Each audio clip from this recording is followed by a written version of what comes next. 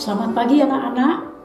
Hari ini kita memulai renungan harian dalam rangka bulan Kitab Suci Nasional tahun 2022.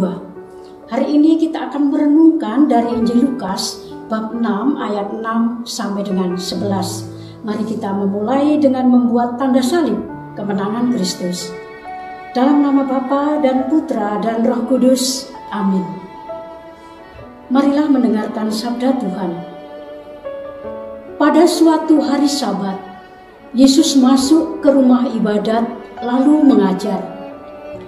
Di situ ada seorang yang mati tangan kanannya. Ahli-ahli Taurat dan orang-orang Farisi mengamat-amati Yesus kalau ia menyembuhkan orang pada hari Sabat, agar mereka mendapat alasan untuk menyalahkan Dia. Tetapi Yesus mengetahui pikiran mereka. Ia berkata kepada orang yang mati tangannya, "Bangunlah dan berdirilah di tengah." Maka bangunlah orang itu dan berdiri di tengah. Lalu Yesus berkata kepada mereka, "Aku bertanya kepada kalian, manakah yang diperbolehkan pada hari Sabat, berbuat baik atau berbuat jahat, menyelamatkan orang atau membinasakannya?" Sesudah itu ia memandang keliling kepada mereka semua, lalu berkata kepada orang sakit itu, "Ulurkanlah tanganmu." Orang itu mengulurkan tangannya dan sembuhlah ia. Maka meluaplah amarah ahli-ahli Taurat dan orang-orang Farisi. Lalu mereka berunding apakah yang akan mereka lakukan terhadap Yesus. Demikianlah sabda Tuhan. Terpujilah Kristus. Anak-anak yang terkasih, dalam bulan Kitab Suci Nasional 2022 ini, Gereja mengambil tema Allah sumber harapan hidup baru dengan ayat emas, "Carilah Tuhan, maka kamu akan hidup." Nah, hal ini sejalan dengan harapan Bapak Paus Fransiskus yang mendesak umat beriman seluruh dunia untuk tidak kehilangan harapan. Kata beliau, "Keinginan saya adalah jangan kehilangan harapan. Harapan yang nyata tidak pernah mengecewakan." Nah, anak-anak, tema ini diangkat oleh Lembaga Blibika Indonesia untuk mengambil tema Bulan Kitab Suci Nasional 2022 dengan mempertimbangkan tren situasi aktual sekarang. Di tengah wabah COVID-19 yang masih muncul di sejumlah tempat di belahan dunia dan juga secara khusus di Indonesia, ketakutan, kekhawatiran yang sebelumnya melanda masyarakat Indonesia dan dunia perlahan-lahan mulai mereda. Kemudian gencarnya vaksinasi yang digalakkan oleh pemerintah tampaknya telah mampu menciptakan keadaan atau kekebalan kelompok terhadap penyakit ini, dan aktivitas sosial serta perekonomian pun mulai bergerak normal kembali.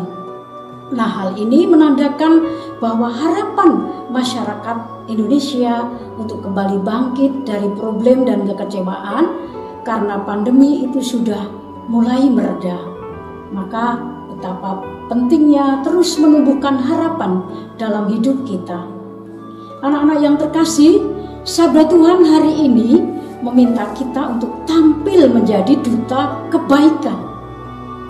Menjadi duta kebaikan berarti kita menerbitkan harapan kepada banyak orang, siapapun dia, untuk menuai sukacita. Yesus meminta kita untuk berani berbuat kasih kepada siapapun, kapanpun, dan dimanapun. Meskipun banyak orang memusuhi Yesus, tapi Yesus tidak pernah takut untuk berbuat kasih.